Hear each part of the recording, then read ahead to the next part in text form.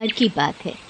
किशनपुर गांव में महेश नाम का व्यक्ति अपनी बीवी रमा, 6 साल की बेटी पिंकी और 8 महीने के बेटे बिट्टू के साथ रहता है। जिंदगी एक पल में कितनी बदल जाती है, इसका सबसे बड़ा उदाहरण है महेश। वो एक केमिकल फैक्ट्री में काम करता था। एक रात फैक्ट्री में ब्लास्ट हो गया। उसे गंभीर हालत में अस्पताल में भर्ती कराया गया। जैसे ही रमा को पता लगा, वो भागी भागी अस्पताल पहुंची। काफी गंभीर हालत है आपके पति की। हम अपनी तरफ से पूरी कोशिश कर रहे हैं, आप भगवान पर पूरा भरोसा रखिए। महेश बच तो गया, लेकिन इस हादसे में उसने अपना पैर भी खोया और अपनी नौकरी भी। घर में जो भी जमा पूंजी थी वो उसके इलाज में खर्च हो गई। पिछले 3 महीनों से वो बेरोजगार है। इन 3 महीनों में उसने नई नौकरी ढूंढने की बहुत कोशिश की, लेकिन एक अपाहिज को कोई भी नौकरी नहीं देना चाहता था। अब तो बारिश का मौसम भी शुरू हो गया था। इस मौसम में उसे एक जगह से दूसरी जगह जाने में बहुत दिक्कत होती, क्योंकि सड़कें पूरी तरह पानी से भर जाती। आज भी वो परेशान अपने घर लौट रहा था। आज भी मुझे कोई काम नहीं मिला। सब लोग मुझसे ऐसे नजरें चुराते हैं जैसे कि मैं कोई भूत हूँ। अरे अपाहिज को जीने का हक नहीं है क्या? वो और उसका परिवार क्या भूखा मर जाए? महेश बार बार की असफलता से परेशान हो चुका था। उसका मकान मालिक 3 महीने का किराया वसूलने हर दूसरे दिन उसके घर आ जाता था। साथ ही घर खाली करवाने की धमकी भी देता था। कल शाम भी वो आखिरी चेतावनी देकर गया था। इधर घर में अनाज का एक भी दाना नहीं था। पिछले 2 दिन से पूरे परिवार ने कुछ भी नहीं खाया था। उसे कुछ भी समझ नहीं आ रहा था कि अब वो क्या करे। वो ये सब सोचते सोचते जा ही रहा था कि तभी जोरों की बारिश शुरू हो जाती है। मुझे उस चाय की टपरी के नीचे छिप जाना चाहिए। कहीं बारिश में तबीयत खराब हो गई तो लेने के देने पड़ जाएंगे। वो चाय की टपरी के नीचे जाकर खड़ा हो गया। चाय की टपरी वाला चाय के साथ पकौड़े भी बना रहा था। लोग चाय के साथ पकौड़े खाते हुए बारिश का मजा ले रहे थे। उसे पता था कि घर में कुछ भी खाने के लिए नहीं है। उसने अपनी जेब में हाथ डाला तो उसे बहुत ही बड़ा 10 रुपए का पुराना नोट ही मिला। 10 रुपए ही हैं जेब में। क्या करूं मैं? हम मियाँ बीवी तो पानी पीकर भी रह लेंगे, लेकिन बेचारी पिंकी कब तक भूखी रहेगी? अगर मैं उसके लिए पकौड़े ले जाऊंगा तो वो बहुत खुश होगी। पहले उसने बहुत सोचा, फिर उसने उन पैसों से पकौड़े खरीद लिए। थोड़ी देर बाद बारिश बंद हो गई। फिर वो पकौड़े लेकर घर पहुंचा, लेकिन घर के बाहर पहुंचते ही उसकी आंखों में आंसू आ गए। उसके बीवी बच्चे घर के बाहर खड़े थे और उसका 8 महीने का बेटा बिट्टू अपनी माँ की गोद में लगातार रोए जा रहा था। पिंकी सहमी हुई अपनी माँ का आंचल पकड़कर खड़ी थी और उनका मकान मालिक उनका बचा खुचा सामान सड़क पर फेंक रहा था। उसकी बेटी ने जब उसको देखा तो वो भागते हुए महेश के पास आई और रोते हुए कहने लगी, बाबा देखो ना, अंकल ने हमें घर से बाहर निकाल दिया और वो हमारा सामान भी बाहर फेंक रहे हैं। और जो मेरी छोटी सी गुड़िया थी ना, जो आप लाए थे, अंकल ने उसे भी नाले में फेंक दिया। महेश ने अपनी बच्ची को चुप करवाया और जाकर मकान मालिक के पैरों में गिर पड़ा। ये आप क्या कर रहे हैं मालिक? इस तरह हमें बेघर मत करिए। चुप कर, पहले 3 महीने का किराया हाथ में रख, फिर बात कर। मैं जल्दी ही आपके सारे पैसे चुका दूंगा। चुप कर, पिछले 3 महीने से तुम्हारी ये बात सुन सुनकर मेरे कान पक गए। तभी मकान मालिक की नजर महेश के हाथ में कागज में लिपटे पकौड़ों पर गई। उसे देखकर उसका पारा चढ़ गया। अरे रे, कितना झूठ बोलते हो तुम लोग। मेरा किराया देने के लिए तुम्हारे पास पैसे नहीं है, और पकोड़ा पार्टी करने के लिए पैसे। चलो निकलो यहाँ से, मक्कार कहीं के। ये कहकर उसने उन पकौड़ों को उसके हाथ से छीनकर फेंक दिया। फिर वो अपने घर में ताला लगाकर निकल गया। महेश और उसकी पत्नी गिड़गिड़ाते रहे, लेकिन वो तो निर्दयी बना रहा। अब हम कहाँ जाएंगे जी? पता नहीं रमा, लेकिन कहीं तो जाना होगा ना।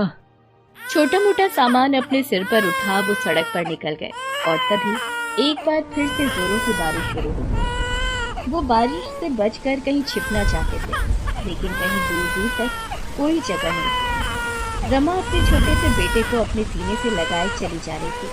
तभी बारिश के साथ साथ ओले भी गिरने लगे। हे भगवान, गरीबों को तकलीफ देने में आपको बहुत मजा आता है ना।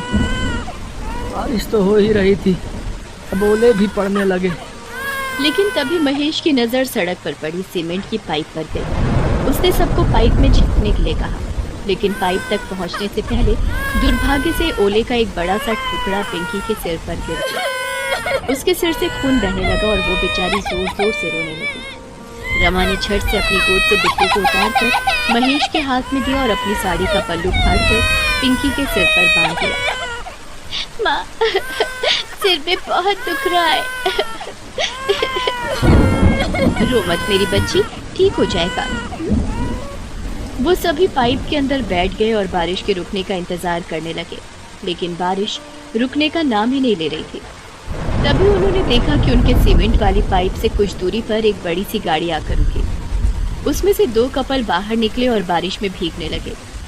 बारिश में भीगने का अपना अलग ही मजा है ना काजल। सच में अखिल, बारिश में भीगना और उसके बाद गर्मा गर्म पकौड़े खाना जन्नत सा मजा देता है। काश ये बारिश पूरी रात होती रहे तो मजा आ जाए। एक और महेश का परिवार बारिश के रुकने का इंतजार कर रहा था और दूसरी ओर कोई पूरी रात बारिश चाह रहा था। कितनी असमानता है ना भगवान की बनाई इस दुनिया में। महेश और उसकी बीवी यही सोच रहे थे, साथ ही बारिश के रुकने का इंतजार भी कर रहे थे, लेकिन बारिश नहीं रुकी और वो और भी तेज होती गई। सड़कों पर पानी भरने लगा और लगातार 2 दिन से हो रही बारिश के कारण बाढ़ वाली स्थिति पैदा होने लगी। उन लोगों की सीमेंट वाली पाइप में भी पानी आ गया था। पानी उनके सीने तक पहुंच चुका था। रमा, हमें बच्चों को लेकर कहीं ऊंचे स्थान पर जाना होगा, नहीं तो हम सब डूब जाएंगे। तभी महेश ने पिंकी को अपने कंधों पर बिठाया और किसी सुरक्षित जगह की तलाश में आगे की ओर जाने लगा। तभी पानी का एक तेज बहाव आया और महेश का नियंत्रण बिगड़ गया और वो गिर पड़ा। पिंकी भी गिर पड़ी और वो पानी के तेज बहाव की चपेट में आ गई और पानी में डूबने लगी। पापा, पापा बचाओ मुझे, मैं डूब रही हूँ पापा, पापा। एक तो 2 दिन से भूखा परिवार, ऊपर से बारिश का कहर। महेश चाहकर भी अपनी बच्ची को नहीं बचा सका और पिंकी पल में ही उनकी आंखों से ओझल हो गई। पिंकी, पिंकी कहाँ हो तुम? पिंकी, आए मेरी बच्ची। लेकिन पिंकी ने कोई जवाब नहीं दिया। आज महेश खुद को बहुत ही असहाय महसूस कर रहा था और एक असहाय पिता की तरह ऊपर आसमान की तरफ देखकर कहने लगा, भगवान, तुम्हें जरा भी दया नहीं आती क्या हम गरीबों पर? पूरे पत्थर हो गए हो क्या?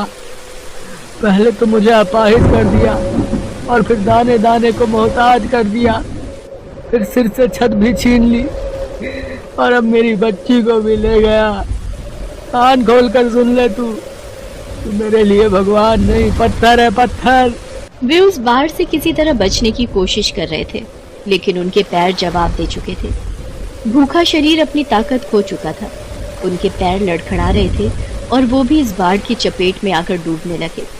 हालांकि तब भी उन्होंने हाथ पैर मारे, लेकिन भूख ने उन्हें कमजोर बना दिया। दोनों एक दूसरे को पुकार तो रहे थे, लेकिन पानी के बहाव में वे पुकार अनसुनी हो रही थी।